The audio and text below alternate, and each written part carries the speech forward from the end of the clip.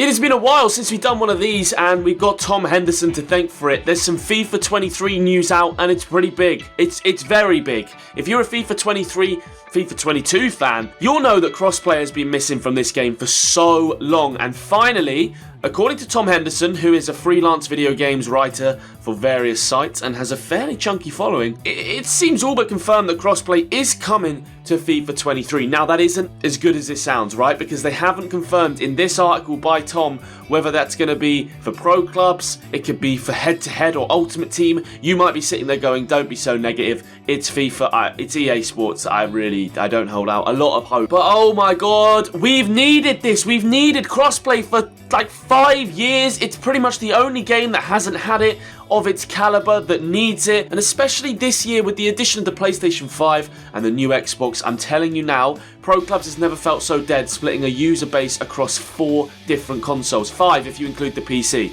So let's have a look at this article by Tom. EA's flagship series has been covered in mystery these past several months after the publisher issued a press conference stating that it is reviewing its licensing agreement with FIFA. Earlier in the week, so if you didn't know about all of that, FIFA is actually obviously owned, EA Sports pay FIFA to use the name FIFA. That makes sense, right? So FIFA 22, FIFA 21, they pay a yearly sum to FIFA to use their rights. And obviously this time round, dropped a little rap for you there. The money that FIFA are supposedly asking EA Sports for is a little high. So EA didn't want to pay it. So we might not have had a FIFA 23. It might have been called like EA Soccer or EA Sports Football. Earlier in the week, I reported that EA CAO Andrew Wilson...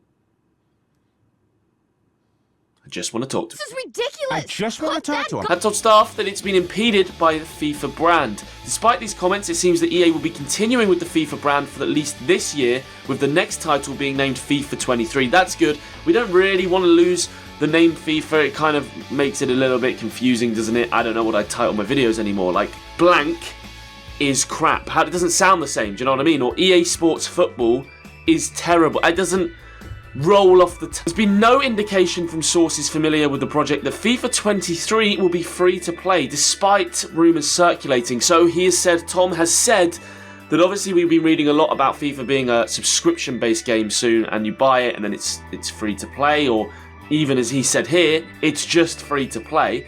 Can't imagine them doing that. They love money. But interesting that he said there's been no further clarification. I think if that FIFA was going to be a free-to-play game like your Warzones and these sort of things, we would probably know about it right now. One of the biggest changes to this FIFA title, though, is that they will feature cross-play for the first time in the series' history, bringing FIFA players across PlayStation, Xbox and PC platforms together for all the title's game modes. This is amazing. I'm really curious to know straight away how that's going to work between PlayStation 4 and PlayStation 5, right? Between the new gen and the old gen. That's where I'm confused, because there's so many people that can't afford a PlayStation 5, they can't get a PlayStation 5, so what are they going to do? I mean, are they going to make it cross-compatible between them two, or is it just the new gen and the PC? I would imagine probably the latter, just the new gen and the PC, right? The new Xbox, the new PlayStation, and PCs. In addition, FIFA 23 will contain both the men's and women's World Cup, with EA expanding its licensing partnership across all the major leagues to drive and build a single FIFA experience that brings males and females together.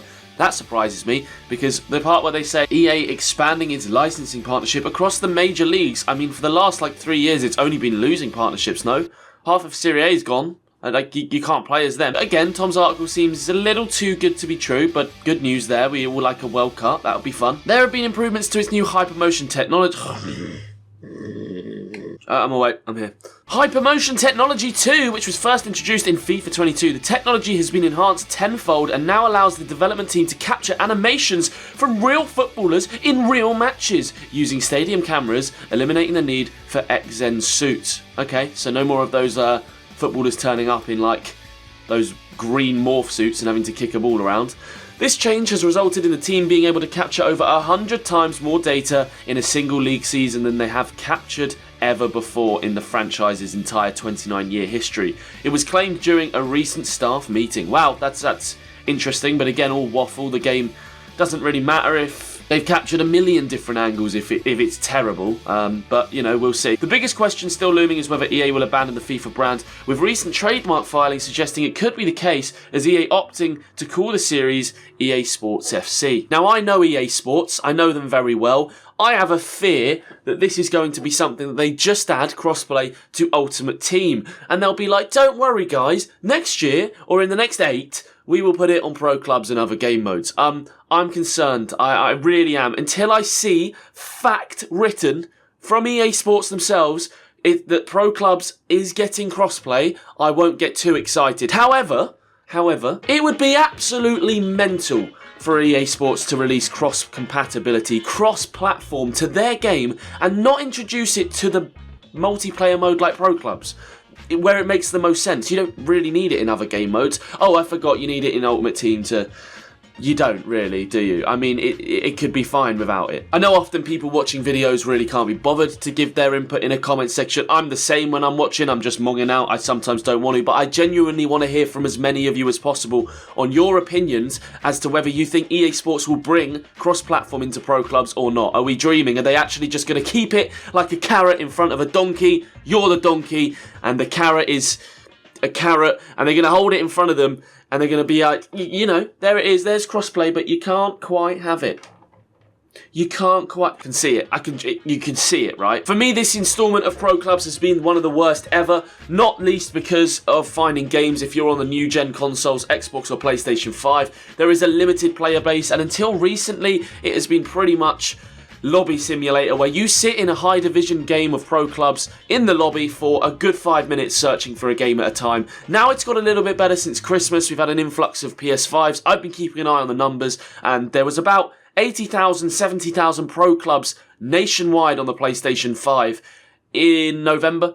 And now, since then, we're in like February and there's about 1.2 million. So there has been a big increase in the amount of clubs players on PlayStation 5. Pro Clubs tends to get an increase in players around this time of year anyway, because Ultimate Team's sort of dying out. People are a little bit done with it. But this could be a huge lifeline to Pro Clubs. Alternatively, it could only come into play for the new generations of Xbox and PC and PlayStation, which would be a good thing. However, wouldn't really solve the issues I'm talking about to the maximum. It's a brilliant thing though for VPG and VFL and all these leagues around the world that run Pro Clubs tournaments. If you can have cross-compatibility in there, that will make their lives so much easier, being able to just have one platform to focus on, basically. But no, some interesting updates. I mean, what do you guys even think of the hypermotion technology? That to me is always waffle. They always come out with, we've developed the most state-of-the-art high-gen techno to be able to zoom in on Mason Mount's right toe and give you the experience that you gamers all deserve. That's kind of how I always read it. It doesn't really ever mean anything. They always waffle, and it's basically just, we've improved the graphics, which I think we all hope they have every year. If you like Pro Clubs, subscribe to this channel right now. If you've enjoyed this video, please consider leaving a like on it, and I will give you guys all of the latest FIFA 23 updates when I get them right here on the channel. So stick around to never miss anything. Thanks for watching and have a good day. I'll see you in the next one.